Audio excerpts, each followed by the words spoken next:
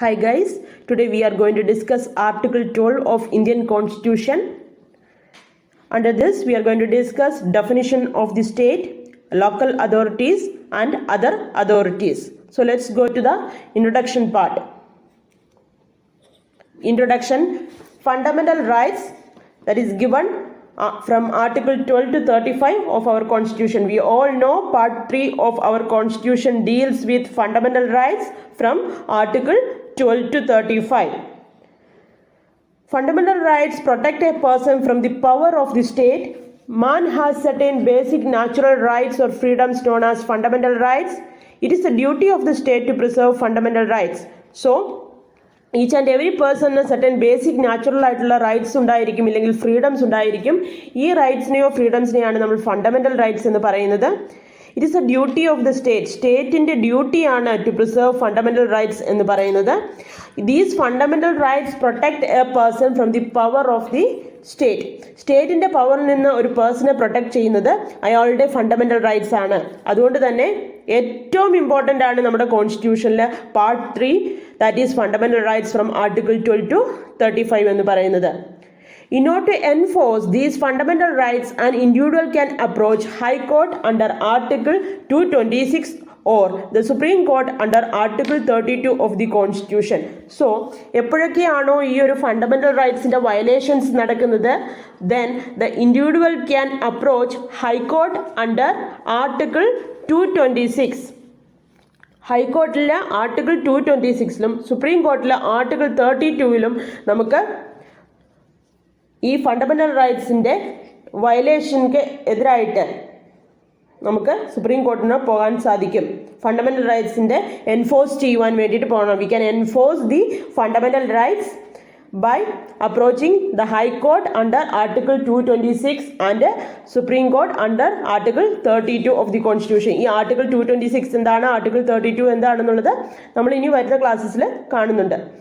Now, Article 12 defines state and this definition is applicable only to Part 3 and Part 4 of the Constitution.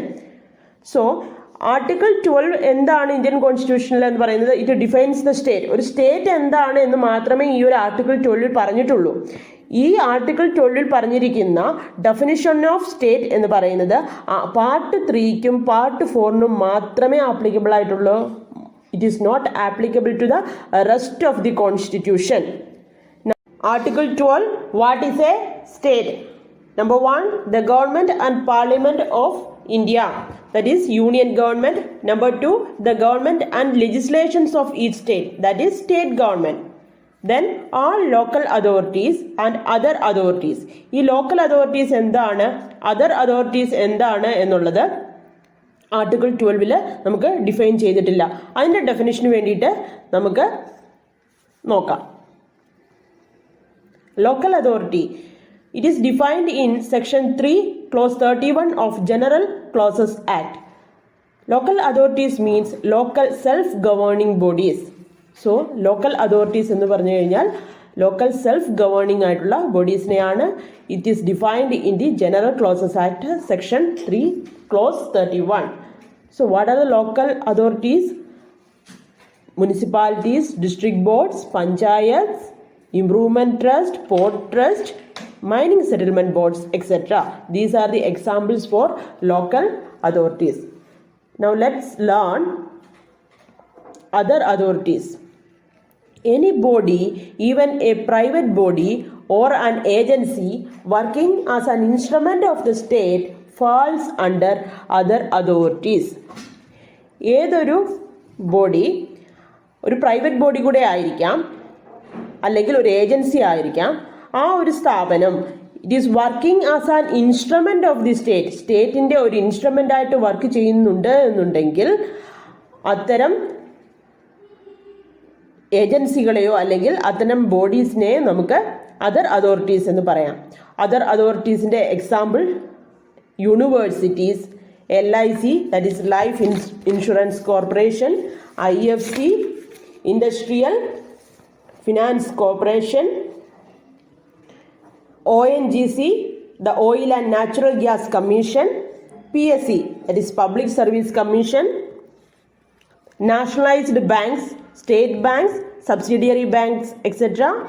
International Airport Authority, Bharat Petroleum Corporation, Statistical Institute, Project and Equipment Corporation of India, aided schools, Sainik School Society, any corporation, even the judiciary. Now let's do a quick revision on Article 12. Man has certain basic natural freedoms or rights. They are known as the fundamental rights, and it is the duty of the state to preserve such individual rights. Part 3 of our constitution deals with the fundamental rights from Article 12 to 35. To enforce these fundamental rights, the individual can approach the High Court under Article 226 and the Supreme Court under Article 32 of the Constitution. Now, Article 12 says the definition of states. According to Article 12, state includes the government and Parliament of India, that is our union government. Number 2, state government, then local authorities. Number 4, other authorities. Local authorities എന്തൊക്കെയാണ്? Municipalities, district boards, panchayat, improvement trust, port trust, mining settlement boards, etc. ഇനി other authorities എന്ന് പറയുന്നത് ഒരു ഗവൺമെൻറ്റിൻ്റെ ഇൻസ്ട്രുമെൻ്റായിട്ട് work ചെയ്യുന്ന ഏതൊരു സ്ഥാപനത്തിനെയും other അതോറിറ്റീസിൻ്റെ കാര്യത്തിൽ നമ്മൾ ഉൾപ്പെടുത്താൻ സാധിക്കും. Such as universities, PSC,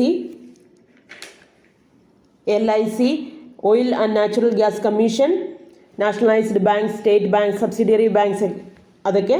International Airport Authority, Bharat Petroleum Corporation, Statistical Institute, Project and Equipment Corporation, Sainik School Society which prepares students for National Defence Academy.